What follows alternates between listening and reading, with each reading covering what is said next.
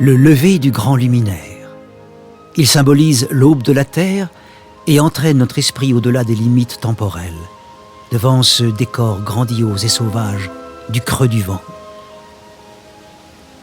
On peut imaginer que jadis vivaient encore ici les grands prédateurs que sont l'ours et le loup. Introduits ou réintroduits, bouquetins et chamois jouent maintenant les seconds rôles dans ce magnifique théâtre naturel préservé par l'homme.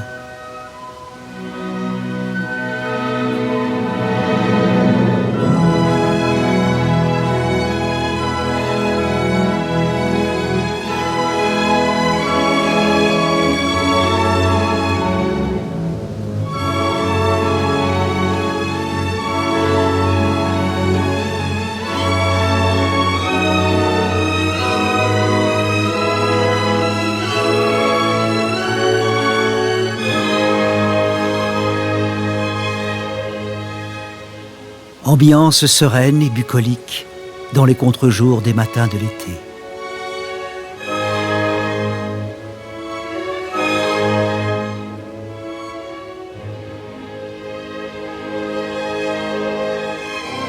Une toute autre ambiance au crépuscule, alors que la chaleur a fait monter les nuages dans lesquels habite le feu.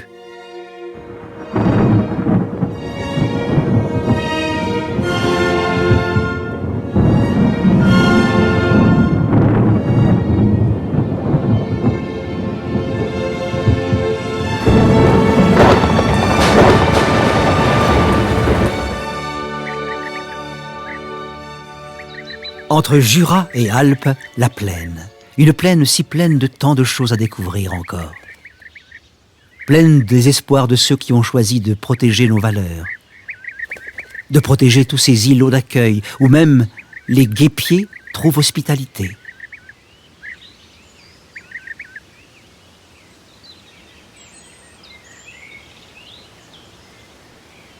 À la recherche d'une partenaire, le chevreuil peut se montrer hardi.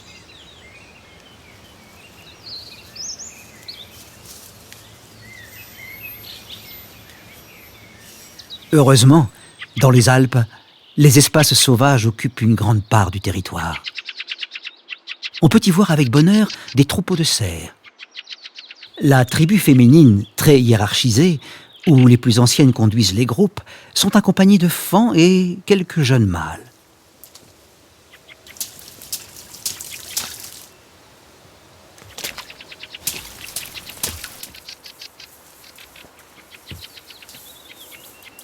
Ces trois daguets, encore en velours, arrivent à leur deuxième automne et ressentent déjà ce tumulte qui monte en eux comme le feu d'un volcan, le rut.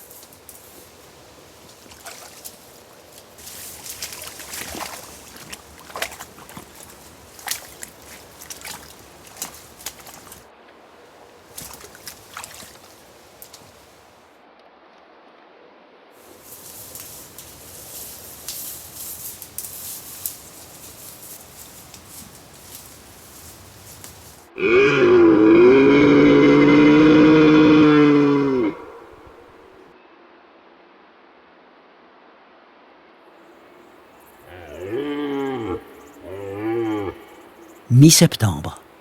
Les premiers échos du brame résonnent déjà.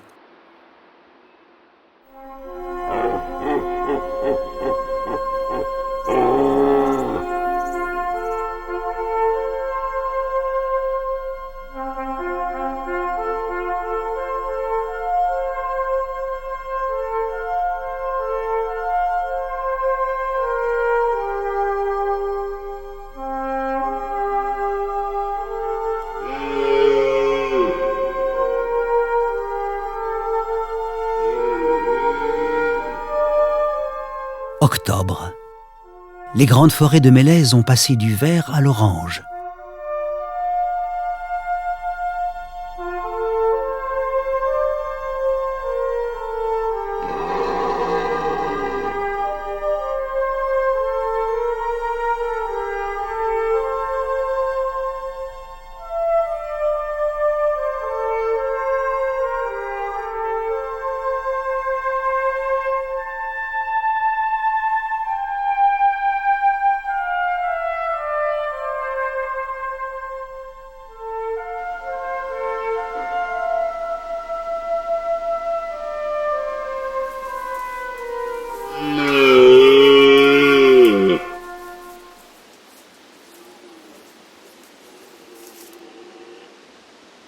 Près des cimes, là où le bruit léger du vent et les voix de la nature chassent toutes les agitations de ce monde, on peut goûter pleinement à ce retour aux sources.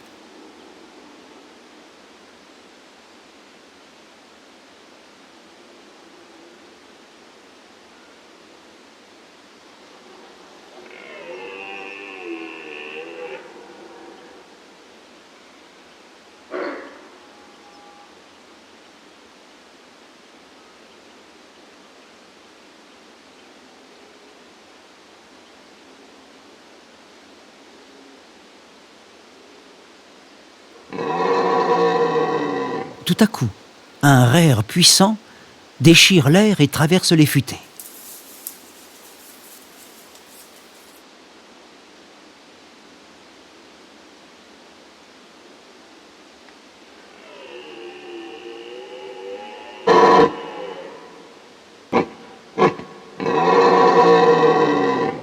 Rauque et sonore, comme une incantation sauvage, ce cri d'appel, mais aussi de provocation et de défi, a pour but d'éloigner les rivaux et de défendre sa place de rut.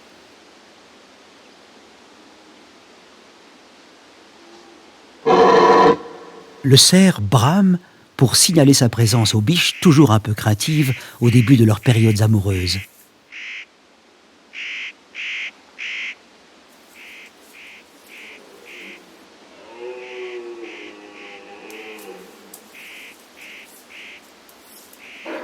Après avoir passé les longs mois de printemps et d'été dans l'indolence et l'oisiveté, le grand cerf remet en jeu son rang et sa noblesse.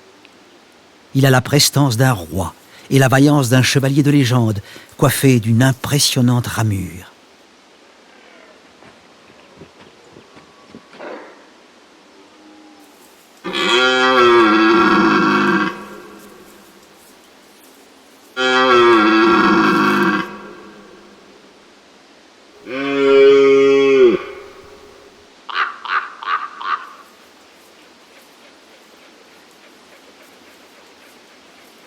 Dans ces matins d'automne, la forêt d'altitude libère ses parfums subtils qui se mélangent à l'arôme musqué dégagé par les cerfs.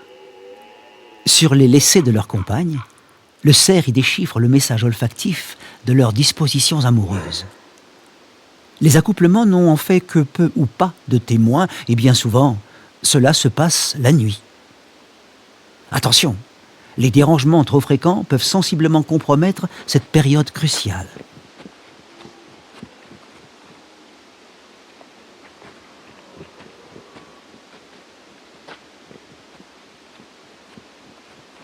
Très excité, le cerf arpente la montagne tôt le matin, ne s'accordant aucun répit.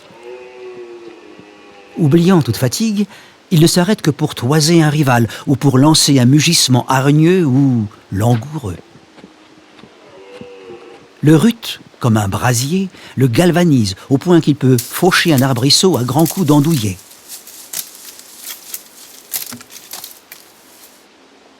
Le nombre de corps chez le cerf n'est pas nécessairement un critère d'âge. À partir de la 14e année, il régresse. On dit qu'il ravale.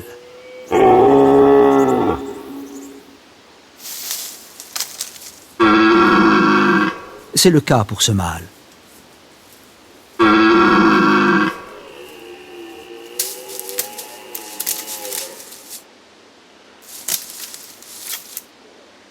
Novembre. Les amours ont pris fin. Une certaine mélancolie s'installe, entrecoupée par le roucoulement des tétralyres, leur chant d'automne. Mais ce patriarche sait qu'il doit maintenant reprendre des forces.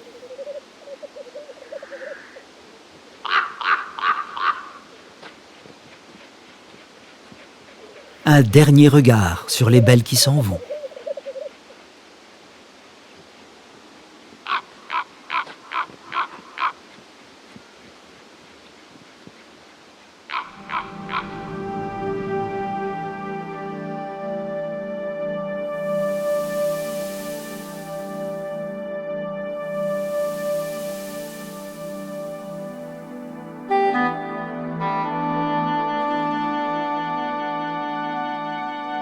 Lorsque la nuit caresse la terre de sa main fraîche, les brumes d'arrière-automne envahissent les vallées. L'or et le rouge des forêts de Mélèze sont à maturation.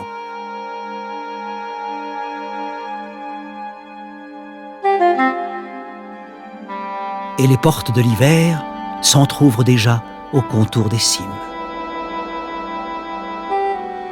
C'est au tour des mouflons de se préparer à leurs amours. Certains cerfs se retrouvent seuls, alors que d'autres éprouvent le privilège de féodalité sur des groupes importants de femelles, dont le nombre dépasse la vingtaine.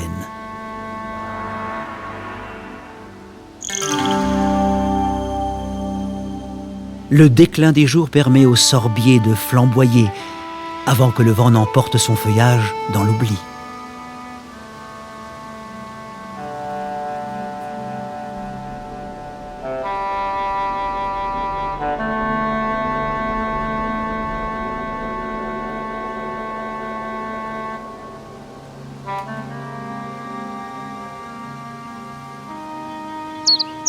La mésange noire.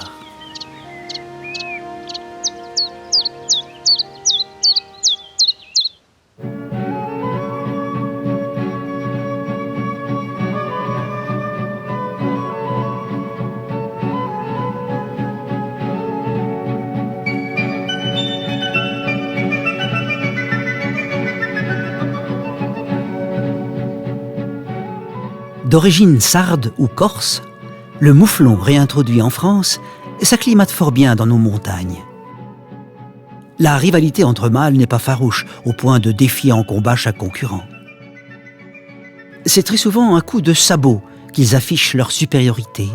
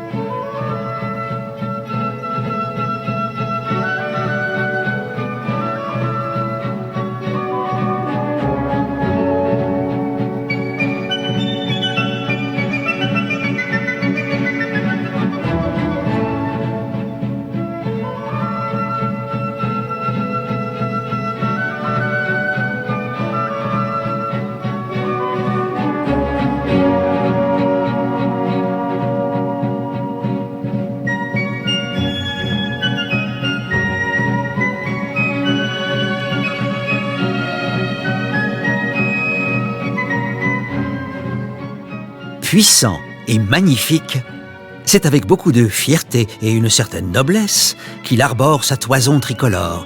Mais si le rival qui le toise semble belliqueux, il préfère s'effacer.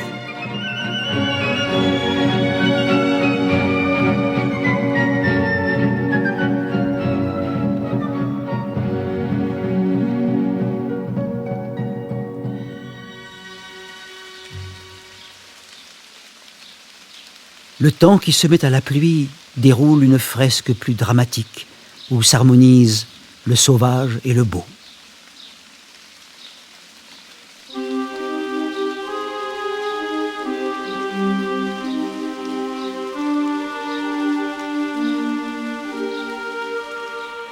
Et c'est au tour de la neige d'apparaître. Elle vient éteindre les buissons de feu en recouvrant de son manteau les sorbes précieuses qui serviront de nourriture aux oiseaux.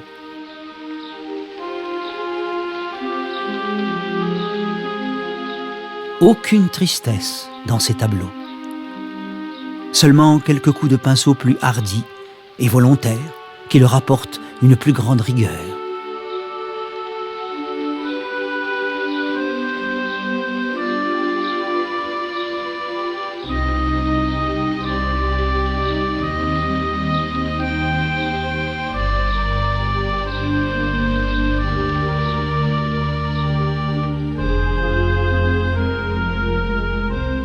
Cette première offensive de la neige incite les jeunes cerfs à regagner les couverts.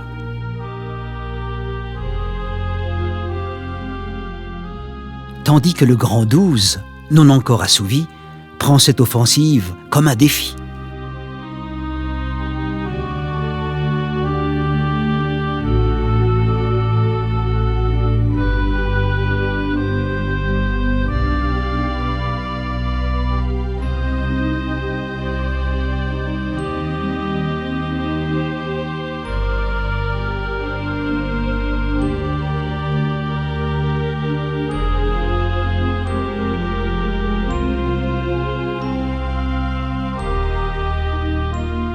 Bientôt, les seigneurs de ces hauteurs devront affronter de plus grands frimas au pied des montagnes muettes.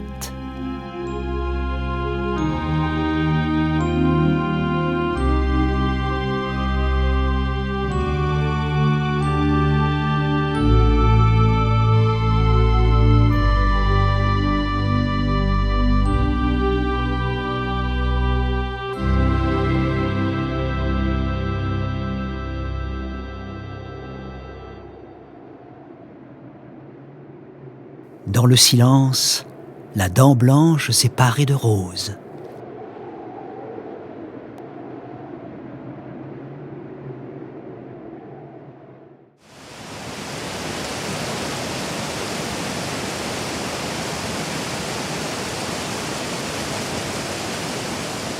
Décembre. C'est le moment pour la broie de mouiller son lit, de montrer qu'elle est encore bien vivante.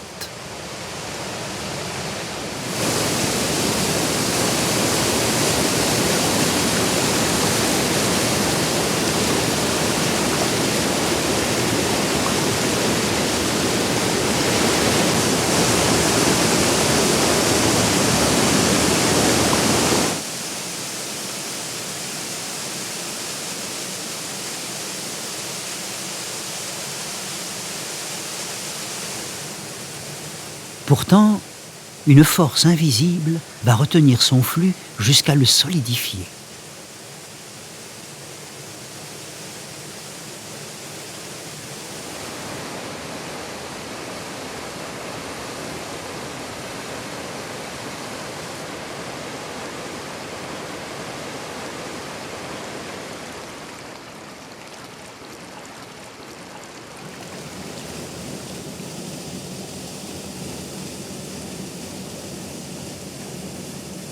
Bientôt, la chavanette poudrée comme une marquise se fait silencieuse.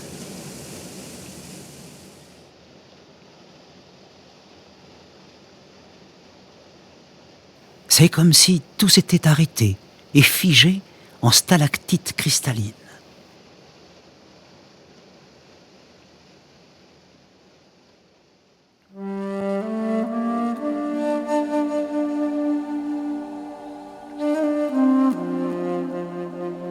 Janvier, l'hiver dans toute sa beauté.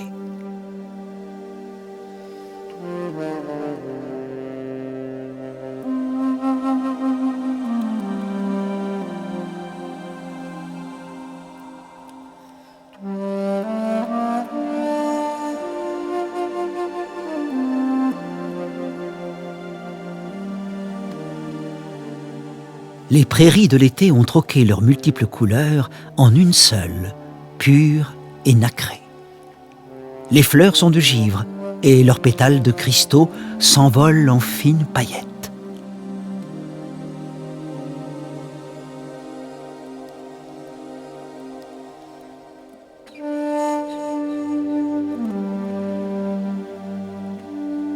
Surpris, les oiseaux s'efforcent de trouver leur nourriture. Le chardonneret, la mésange à longue queue et la mésange à longue queue septentrionale, les tarins, mésange bleue, mésange charbonnière, mésange nonnette,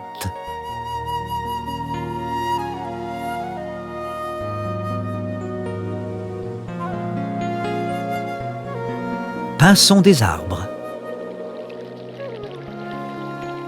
bergeronnette des ruisseaux, le merle,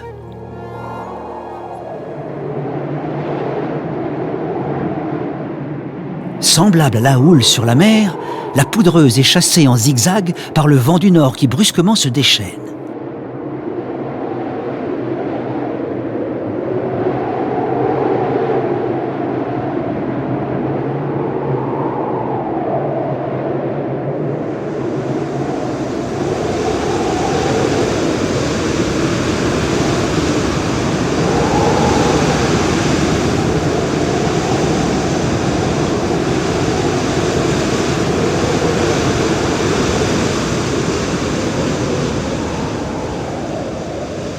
ce petit lac de Bray qui a l'audace d'imiter la mer. Enfin calmée, elle s'est figée pour révéler une beauté tout éphémère, faite de glace, semblable à de la porcelaine.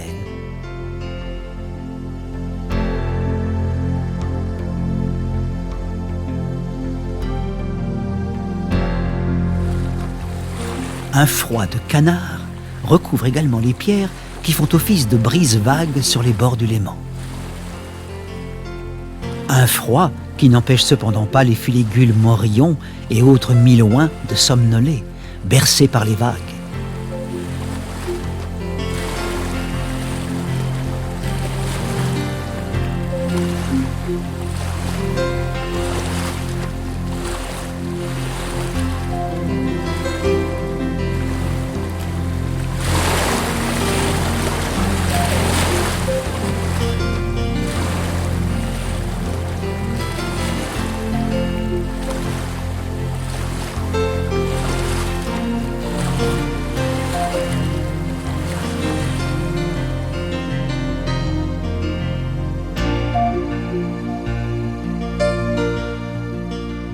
Solidifiée par le froid, l'eau compose d'inimitables arabesques à la géométrie parfaite, aux formes si pures, limpides et gracieuses, comme les œuvres d'un Botticelli.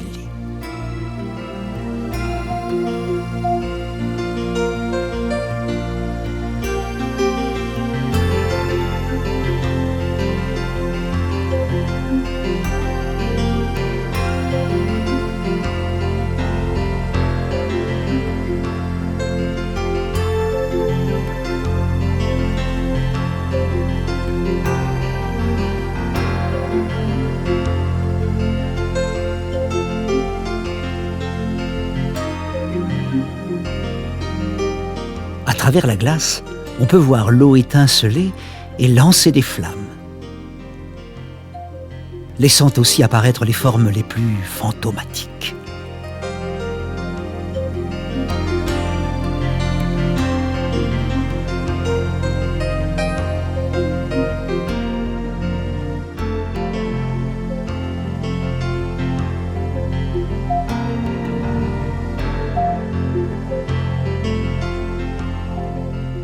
En grande artiste, l'eau suspend ses œuvres de cristal à un fil.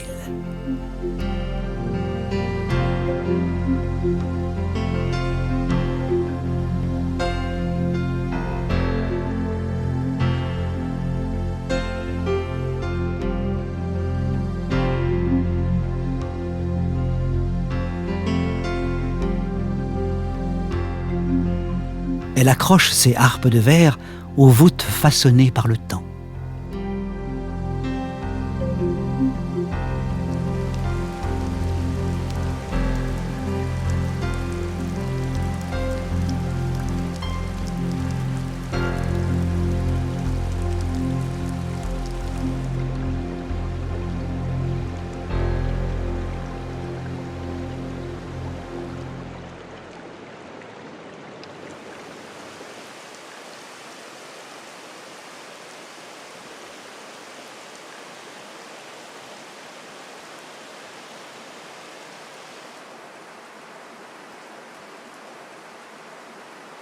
Février est enfin de retour avec le soleil dans ses bagages pour libérer l'eau de son carcan.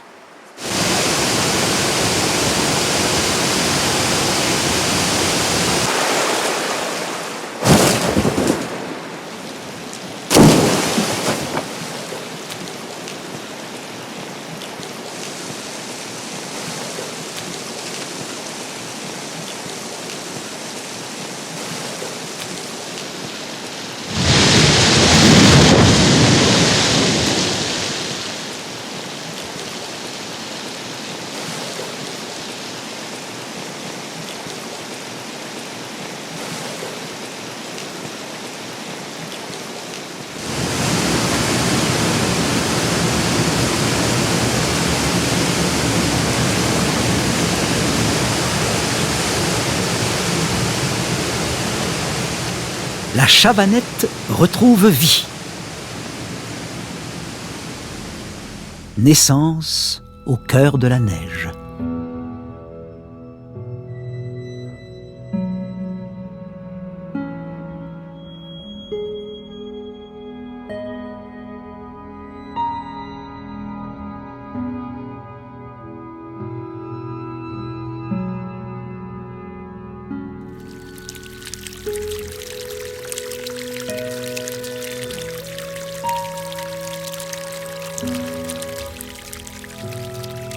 La terre, saturée des eaux de fonte, se libère en sources éruptives.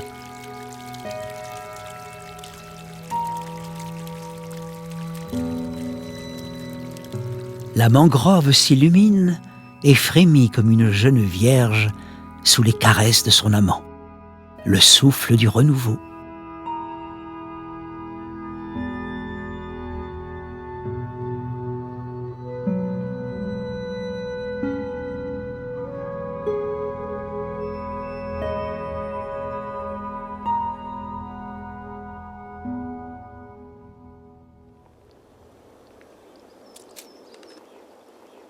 Ce souffle du printemps libère les amphibiens pour le rendez-vous avec l'amour à leurs noces de glace, afin qu'ils perpétuent la vie dans la chaleur des étreintes. Mais, comme dans la légende, la belle n'est que grenouille. Quel prince ne serait pas séduit par la candeur de ses grands yeux? Ronronnement et copulation.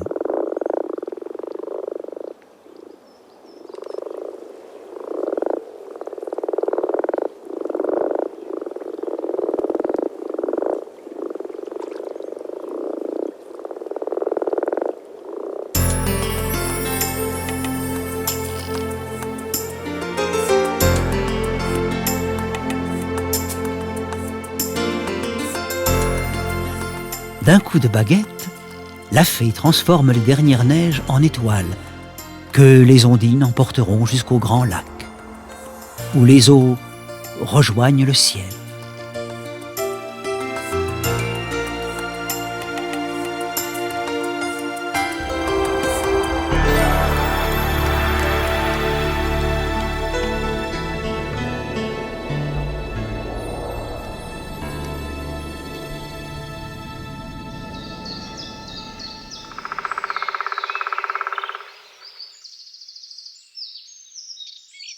Dans les préalpes, la dominance est encore au blanc, dans lequel habite le silence, rompu peu à peu par les premiers chants des grives et des merles, annonciateurs du printemps.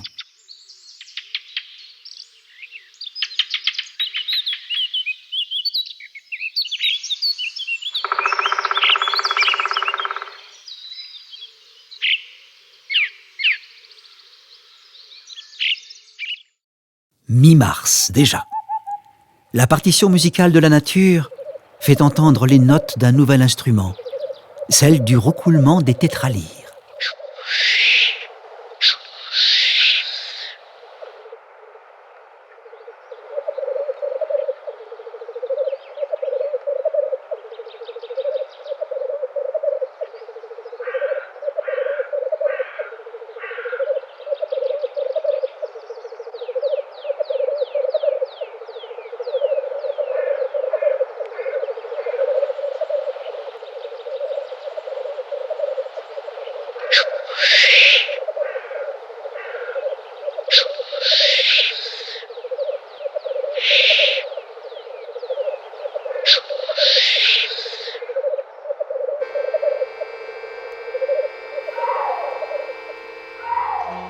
Soudain, le cri inquiétant d'un rôdeur invisible met la forêt en alerte.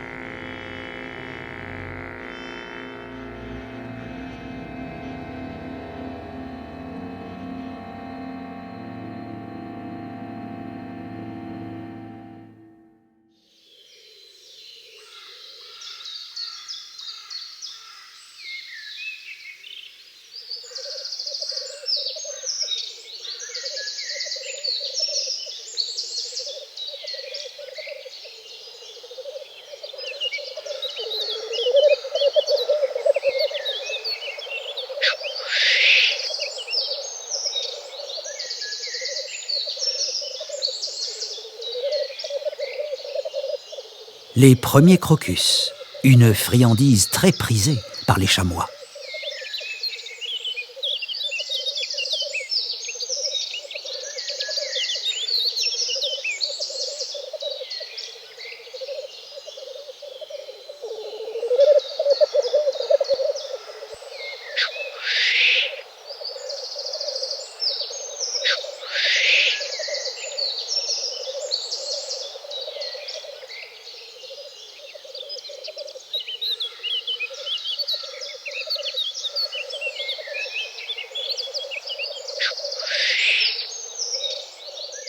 Décorés de petites touches rouges qui symbolisent l'amour, les oiseaux sont entrés en scène. De la rosace du tétras au plumage des becs croisés.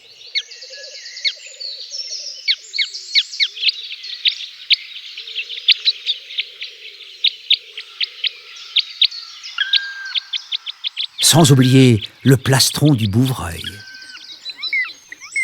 Et la toque de Madame Pique-Noire.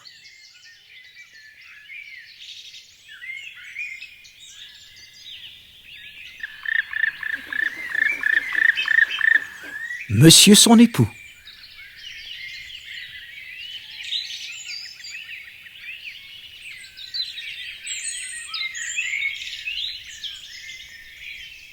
Les loges sont prises d'assaut par les tourneaux.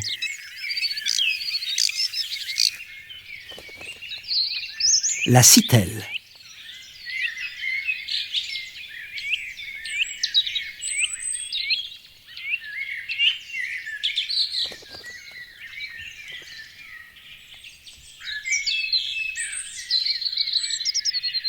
La mésange huppée.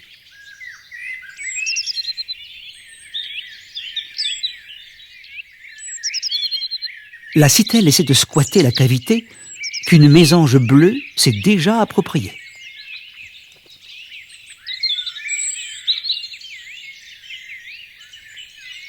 Mais la mésange réussit pourtant à s'imposer et trouve l'endroit très chouette.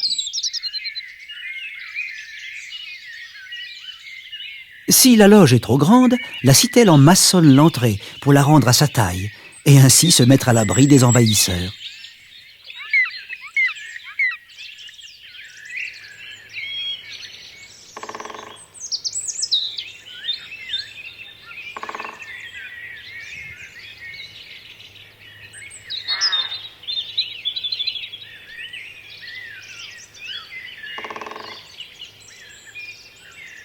Tout cela au rythme du tambourinement du piquet-pêche et au rère lancé par le brocard.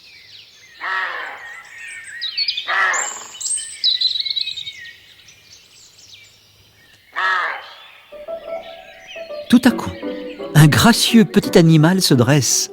C'est l'hermine, avec son joli minois. Animal rare? Non, pas vraiment. L'hermine est bien représentée dans les prairies ou pâturages, habités de souris et de campagnols. On ne peut pas se tromper. D'une longueur d'environ 30 cm, l'hermine garde toujours le bout de la queue noire, quelle que soit la saison. Elle doit être prudente lors de ses sorties, car Buse ou Milan représentent ses plus grands dangers.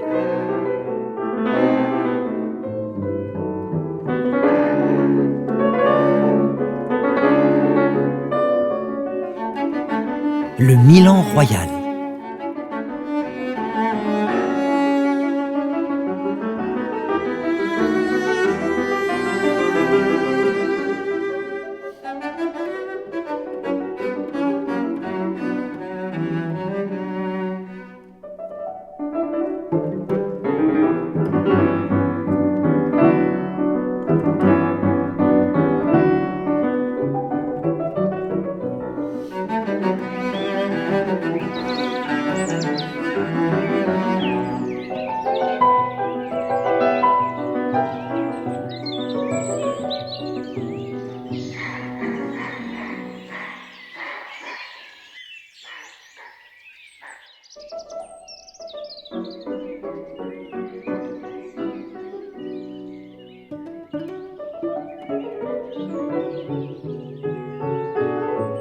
Toujours coquettes dans leurs robes blanches, les nivéoles et les perce-neige. Le chevreuil ne représente pas un danger. Tout comme l'hermine, il est curieux.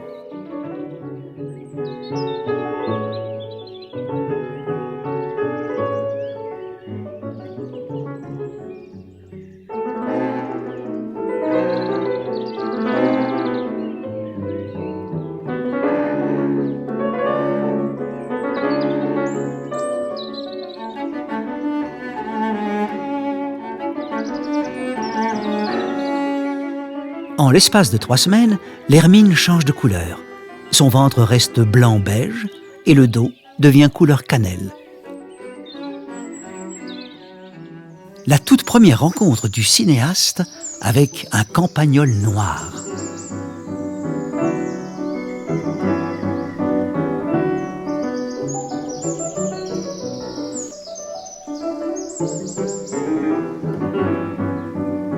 Non sans difficulté, il essaie de trouver un refuge.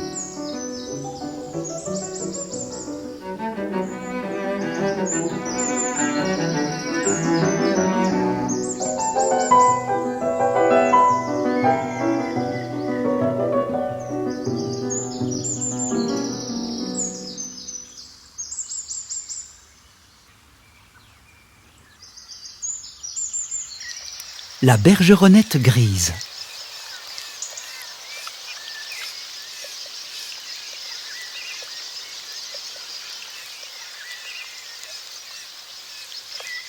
Le troglodyte.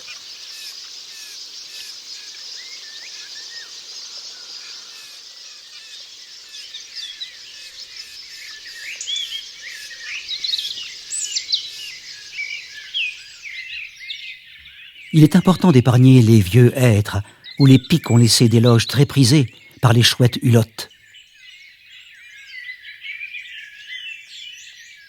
Avec le printemps et un soleil plus chaud, tout un petit monde s'active. Le mulot sylvestre et le campagnol roussâtre.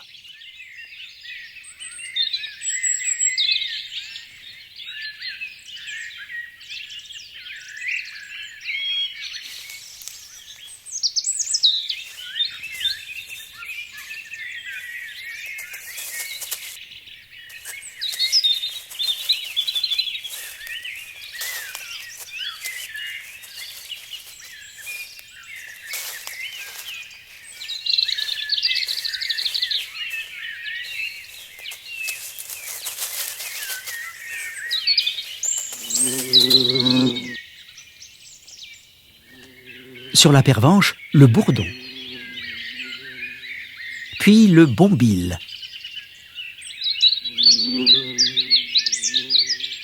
Difficile d'observer le minuscule roitelet triple bandeau.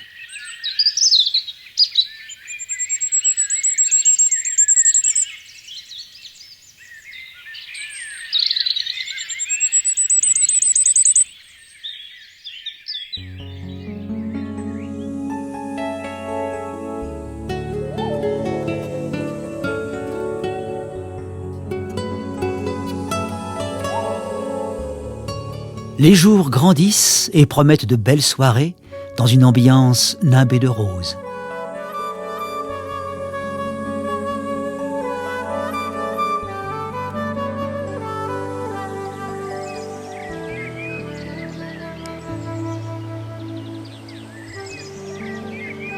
Soyez les invités du castor, animal mythique qui a retrouvé sa place dans l'Aversoix en 1956 grâce à M. Maurice Blanchet et à ses amis naturalistes. Le castor est maintenant bien représenté en Suisse, mais on parle déjà de le mettre au tableau de chasse. Il faut reconnaître que nous avons de la peine à supporter quelques dommages causés par les animaux sauvages. Il faut se donner les moyens de protéger le patrimoine, c'est-à-dire les biotopes, pour avoir le bonheur de contempler une faune libre et belle. Un retour aux sources passe aussi par le maintien de la biodiversité. Également par la revitalisation de nos cours d'eau.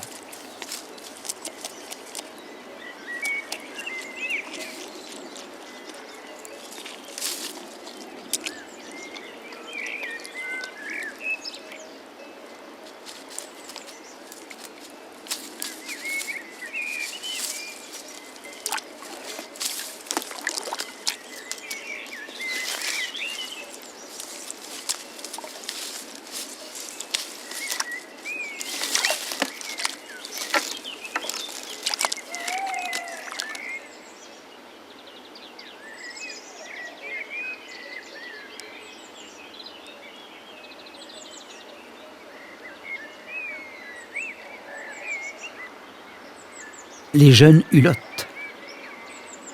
Un peu plus loin, leur mère fait le guet.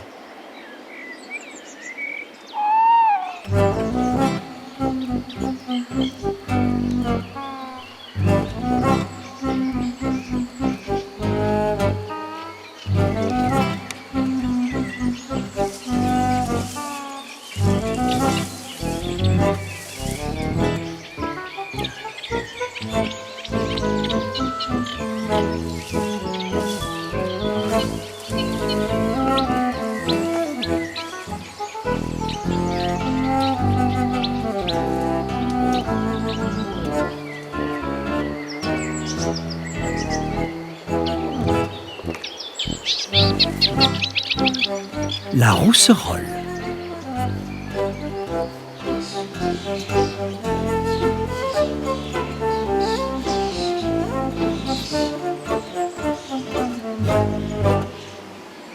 Non, le castor ne voit pas double. C'est la foulque qui se dédouble pour dormir.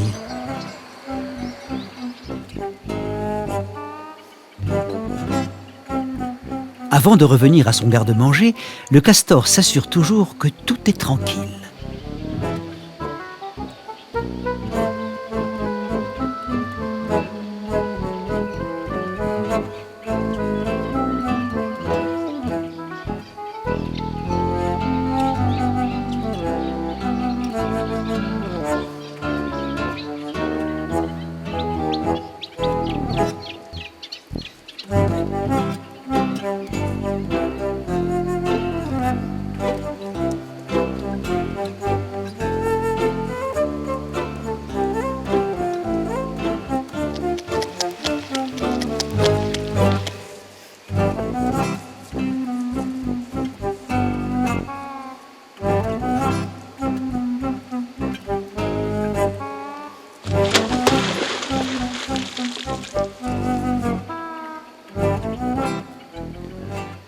Aucune raison de lâcher sa prise.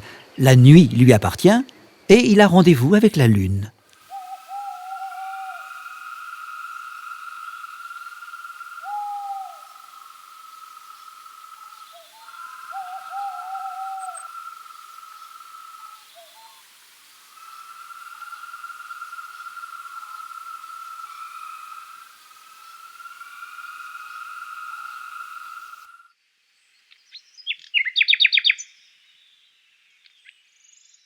Parée de perles, la toile d'une Pénélope qui attend son roi.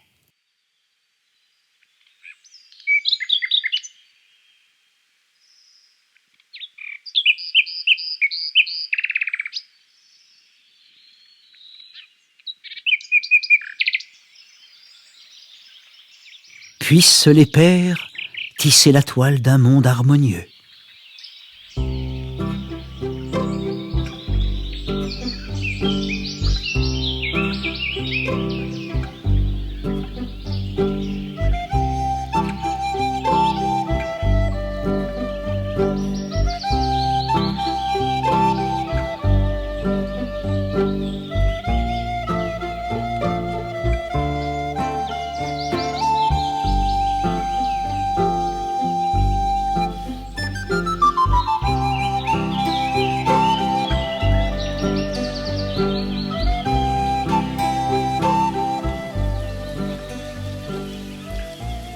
Semblables à des papillons, les jeunes pousses de hêtre.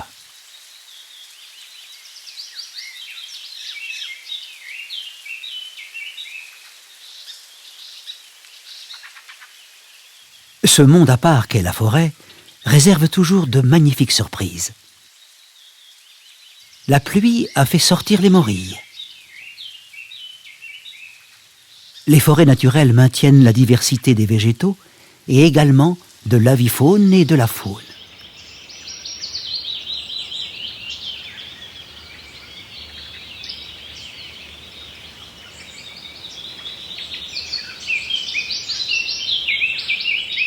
Que voilà une bien chouette famille.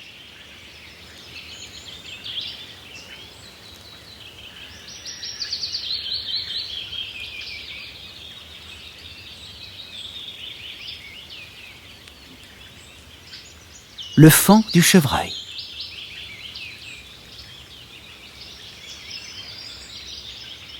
Ce renardeau a 2 mois. Et ce blaireautin, 3 mois. Il fugue avant la nuit.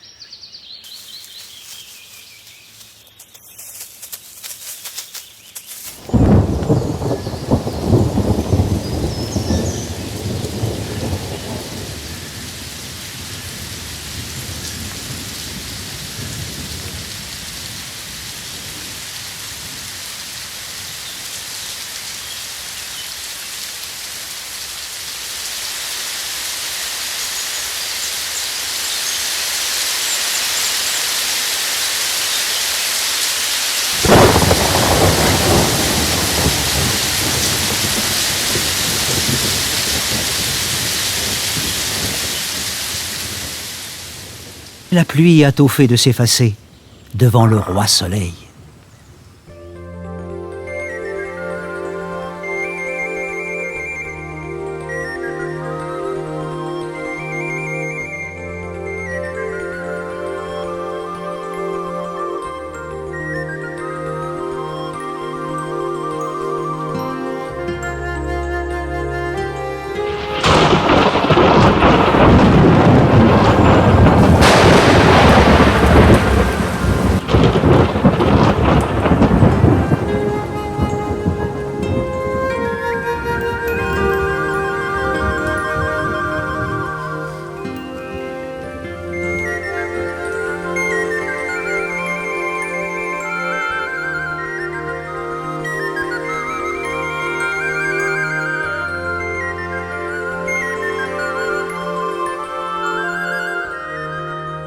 La dispersion de la lumière par réfraction et réflexion dans les gouttes d'eau présente toute l'harmonie des couleurs de la nature.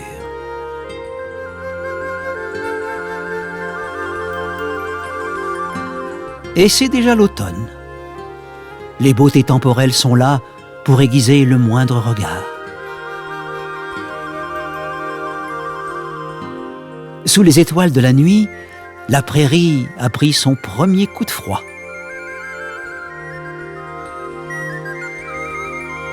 Mais au matin, la métamorphose est saisissante de beauté.